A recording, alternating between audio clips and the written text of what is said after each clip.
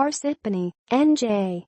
Halfway into his Saturday night rally, after telling about 200 fellow Democrats that Republicans were crushing the dreams of the middle class, gubernatorial hopeful Phil Murphy did something no nervous candidate would dare.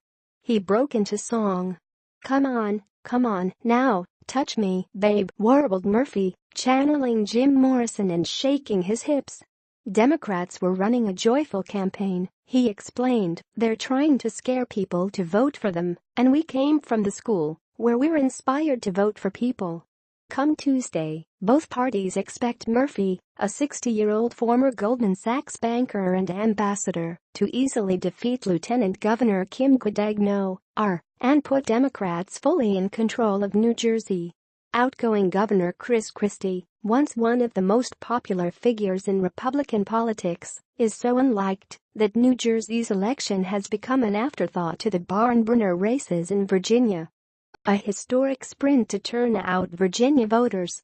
But the race here is one of dozens that parties and outside groups have flooded to test messaging, show off clout, and, for Democrats, exploit the unpopularity of President Trump.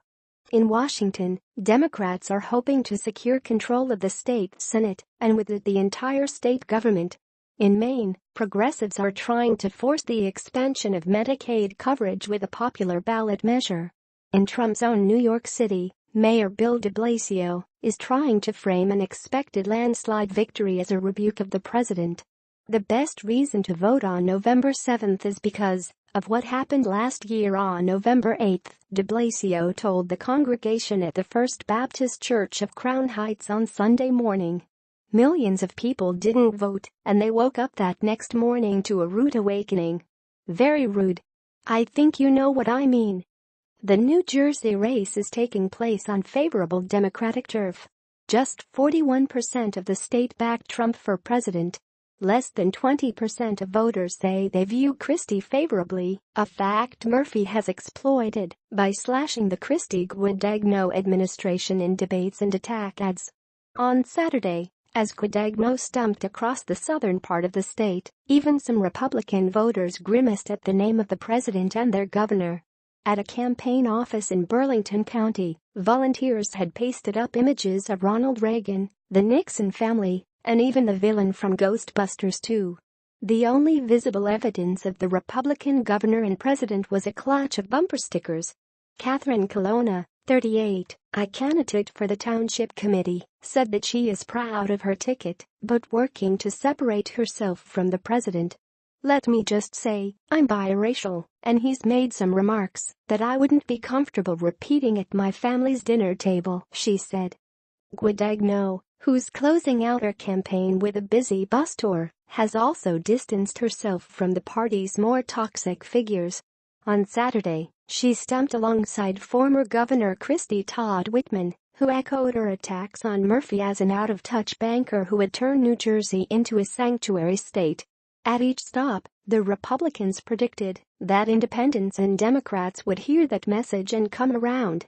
I was down by 17 points with a week to go, Whitman told voters in Burlington County, recalling her upset 1993 campaign. Kim's only down by 14. The New Jersey race is one of many in which Republicans have grabbed onto sanctuary city status as a way to portray Democrats as weak on crime. A widely seen campaign flyer on Long Island warns that a Democratic candidate for Nassau County executive would kick open the doors to MS-13 gang members.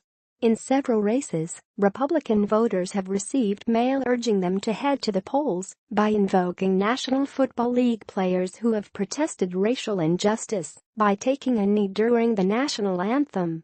Democrats, who watched Republicans pick off local offices and state legislative races during Barack Obama's presidency, have counterattacked with a combination of Trump bashing and careful investments. In New York, where Westchester County Executive Rob Astorino is seeking a third term, Democrats have run ads linking him to Trump, while Trump donor Robert Mercer has put $1 million toward an effort to defend him. Around the country, Republicans run against sanctuary cities. The Democratic National Committee, under fire and underfunded, because of the lingering bitterness of the 2016 primaries, has gone for broke by investing hyper-locally. There has been little national investment in Utah, where voters will elect a replacement for former Congressman Jason Chaffetz, and Republican John Curtis is favored to win. But an Every Zip Code Counts program, started this year, has led to investments in the race for mayor of Charlotte, in Fayetteville, Arkansas, and in Albuquerque, an increasingly Democratic city, where low off-year turnout has often benefited Republicans. The Republican National Committee, flush with cash, has been playing at the same level. The party has invested more than $500,000 in Pennsylvania's off-year elections, where a small electorate will decide whether to retain and elect a number of judges and mayors. To local Democrats' consternation, the state and national GOP investments may end up doubling their own. But both parties, along with a constellation of outside groups, have dumped money into a battle for one seat in Washington's state Senate. As of Friday, more than $8.5 million had been spent by Democratic nominee Manka Dhingra, Republican nominee Jinyoung Lee England, and outsiders. Tom Steyer, a hedge fund multimillionaire who is running national TV ads arguing for Trump's impeachment, has put $250,000 behind Dhingra. Koch Industries has given $25,000 to England.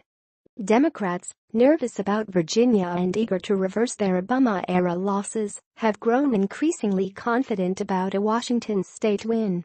A victory there would put them in charge of every branch of state government. A win the same day in New Jersey would increase the number of Democratic trifectas from 6 to 8. Local Democrats credit the Democratic National Committee, which helped fund a digital advisor, for helping them find old England tweets that have been pivotal to the campaign. The Health 202 newsletter. Your daily guide to the healthcare debate.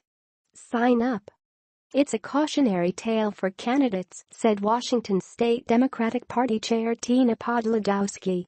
Before you run for office, you might want to strip your Twitter feed of pro-Trump, anti-choice stuff. Some of progressives' most watched races are even lower on the ballot. Democratic Socialists of America, a left-wing group that has surged in membership since the election, is working to elect as many allies as possible in city council contests from New York to Minneapolis. And in Maine, progressives have thrown their backs into the passage of Question 2, a measure that would accept the Affordable Care Act's Medicaid expansion after multiple vetoes by Governor Paul Lepage. People are seeing that the only way to get stuff done and put points on the board while Trump is president is to take it to the voters directly, said Jonathan Schliefer, the executive director of the Fairness Project, which helped put together Maine's campaign. You don't need control of Congress. You can act.